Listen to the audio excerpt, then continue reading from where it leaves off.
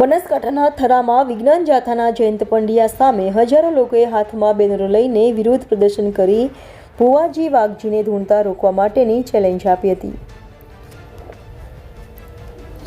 3 દિવસ પહેલા વિજ્ઞાન જાથાના જયંત પંડ્યા અને તેમની ટીમ થરા પહોંચી હતી અને તેમને થરાના ભુવાજી વાઘજીને દોરા ધાગા કરી લોકોમાં અંધશ્રદ્ધા ફેલાવતા હોવાનો આક્ષેપ કરીને તેમને પકડી પાડ્યા હતા અને તે બાદ ભુવાજી વિરુદ્ધ થરા પોલીસ મથકે અરજી આપી તેમને થરા પોલીસ મથકે લઈ જવાયા હતા। જે ભુવાજીએ હું હવે આવું કામ ક્યારેય નહીં કરું તેવું કહીને હાથમાં બેનર લઈને માફી માંગી હતી। જે બાદ ભુવાજીને છોડી મુકાયા હતા અને જયંત પંડ્યાએ ભુવાજી સાથે ખોટું કર્યાનો આક્ષેપ કરીને આજે પૂનમના દિવસે ભુવાજી થરાના 71 માતાના મંદિરે ધૂણશે અને જો જયંત પંડ્યામાં તાકાત હોય તો આવીને રોકી બતાવે તેવી ચેલેન્જ આપી હતી।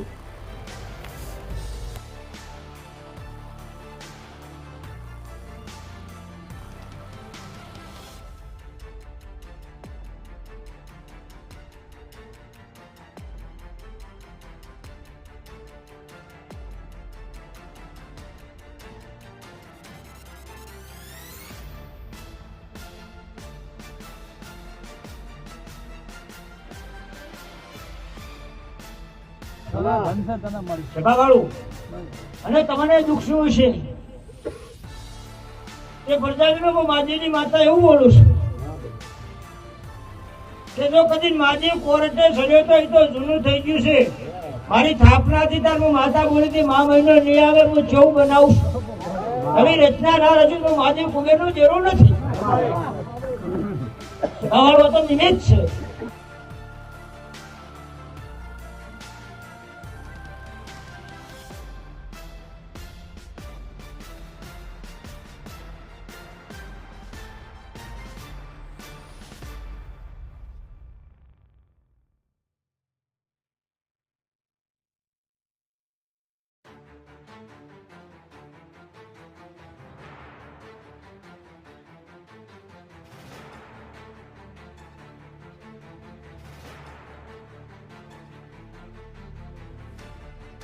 કારણ કે ખોટું નથી કર્યું।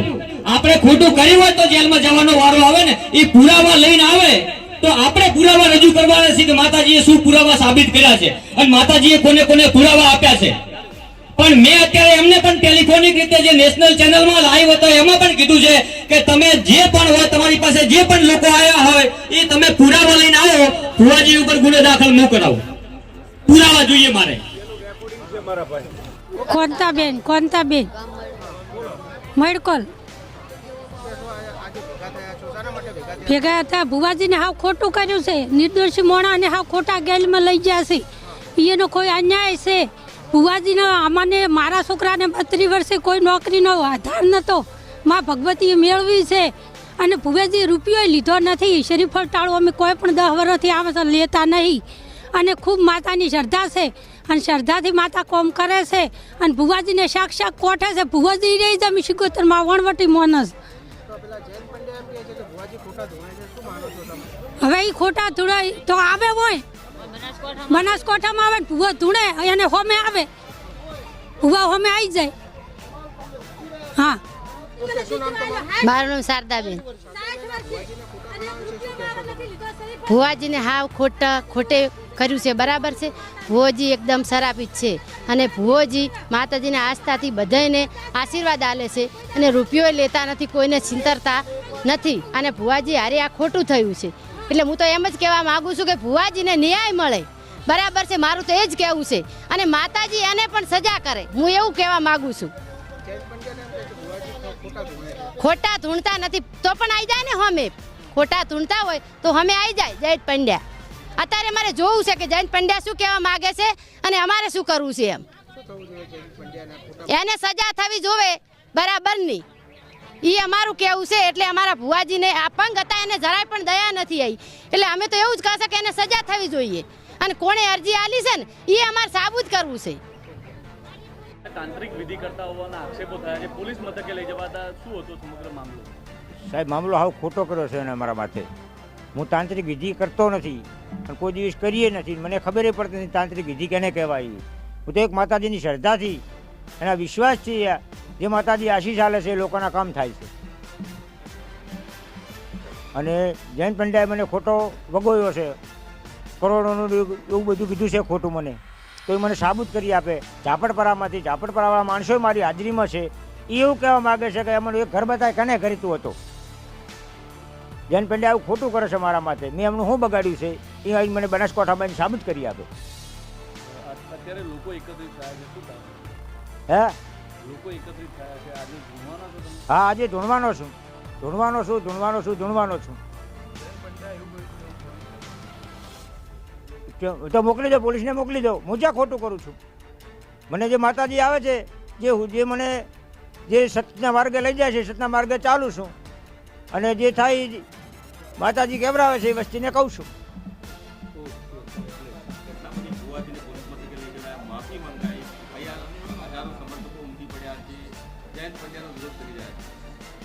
ખરેખર ભુવાજી એક તો અપાહિત છે. વર્ષોથી પોતાને માતા ઉપર શ્રદ્ધા હતી ને માતાજીના આશીર્વાદથી એમના લગ્ન પણ થયા. અને તમે જોતા હશો કે અમે આટલા વર્ષોથી જુઓ છે પણ ભુવાજીની સાદગાઈ છે. મંદિરે પૂજા કરે છે, પોતે આસ્થા રાખે છે, પોતે કોઈના પૈસો લેતા નથી. હું પણ દર વર્ષે 1-2 વખત તો દર્શન કરવા આવું જ છું. અને માતાજીની શ્રદ્ધાથી જેને કોઈને હાજુ થાય તો પોતાને કોઈ મોજગી હોય કે બીજું હોય કે કોઈ ઘરનું હોય કે એવા કામો માતાજીની શ્રદ્ધા રાખીને લોકો આવે, એમને ભુવાજી કહેતા હોય છે કે માતાજી તમારે સારું કરશે ને માતાજીને સારું કરે તો કૂતરાને રોટલા નોખજો કે આવું કંઈ કહે છે. પણ પૈસાની માગણી કરતાં કોઈ જોડો હજી કોઈ પ્રશ્ન આવ્યો નથી. જે જાથાવાળાએ જે કર્યું છે એ ખરેખર નિંદનીય છે, એમણે ખોટું કર્યું છે. આવા ભુવાજીને એમના ઉપર ખોટા કેસ કરવાનો જે કાળવતરું કર્યું છે એ ખોટું છે. અને કદાચ એવું હોય કે છે કે હમણાં ભુવાજીએ કીધું કે 8 તમારા ઉપર અરજીઓ છે, તો 8 અરજીઓ હોય તો અરજીઓની નકલો પણ એમને આપવી જોઈએ અને પોલીસ સ્ટેશને નકલો રજૂ કરવી જોઈએ. પણ જે પણ કાર્યવાહી કરી છે ખોટી છે. તમે જોતા હશો તો મદ્રેસાઓમાં જે પૂજાઓ કરે છે એમને તો સરકાર પગાર આલે છે. અહીંયા અમારા દેવી દેવતાઓની જે પૂજા કરે છે એ કોઈ પગાર લીધા વગર કરતા હોય છે. અમારા હિન્દુ ધર્મની આસ્થા છે, દેવીની આસ્થા છે, એટલે અમે એમને પગે લાગીએ છીએ, એમને પ્રાર્થના કરીએ છીએ કે મારે આ દુઃખ છે, આ દુઃખ મારું મટી જાય. એના માટે માતાજી હું તમારા દર્શન કરવા આવ્યો છું અને દર્શનથી મને લાભ થાય એવી હું વિનંતી કરું છું. 2 રવિવાર કે 3 રવિવાર હું દર્શન કરવા આવીશ, આવું પણ લોકો કહેતા હોય છે. એટલે એ રીતે માતાજીની આસ્થાથી એમના દુઃખો મળતા હોય, એમની શ્રદ્ધાથી એમના કામો થતા હોય છે. તો ભુવાજી કોઈ ખોટું કામ કરતા નથી. ખરેખર આ વિસ્તારની અંદર ભુવાજીની જે છાપ છે, જે સારામાં સારા લોકોને મદદ થાય એવું પોતે કામ કરે છે, લોકોની આસ્થા માતાજીમાં રહે એવું કામ કરે છે.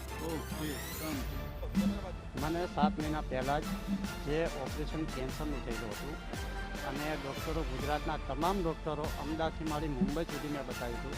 અને નામચીન જે કહેવાય ને કે ડૉક્ટરોની ટીમ આખી મેં બતાવ્યું. 30 લાખ રૂપિયા ખર્ચ કરતા છતાં મને ડૉક્ટરે છૂટી ગયા હતા કે આ ભાઈનું ખોટું થશે નહીં. પણ મને આ માતાજી ઉપર, પાર્વતીમાં ઉપર એટલી શ્રદ્ધા હતી.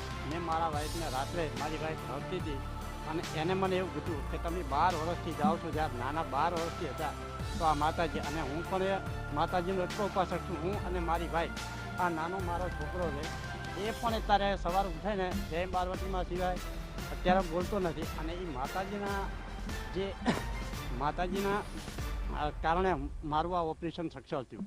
અને ડૉક્ટર જે નામચીન જે SGC હોસ્પિટલ અત્યારે સોલા છે એનો ડૉક્ટર કસ્તુભ પટેલ એ મને ઓપરેશન કર્યા પછી એવું કહેતો હતો કે આ ભાઈનું કેસ આખો ફેલ છે, અઠવાડિયું પણ નહીં કાઢે.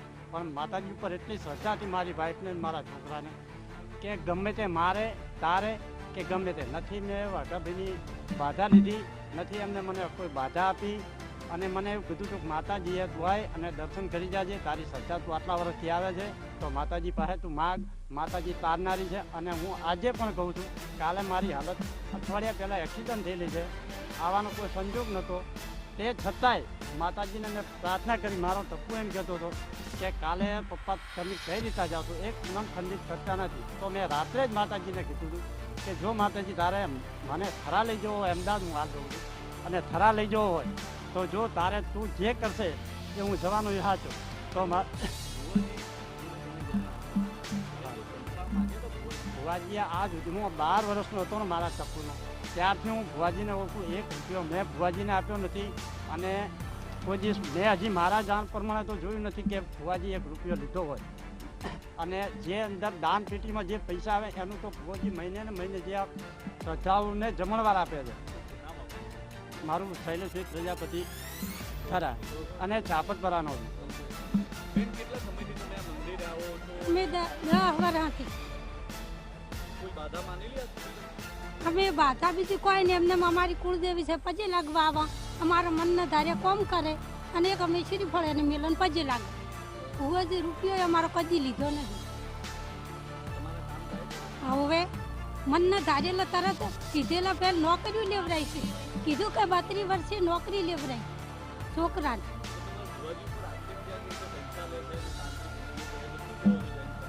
એટલે ખોટું છે, એ ખોટું છે. હા કોણ તા બેન?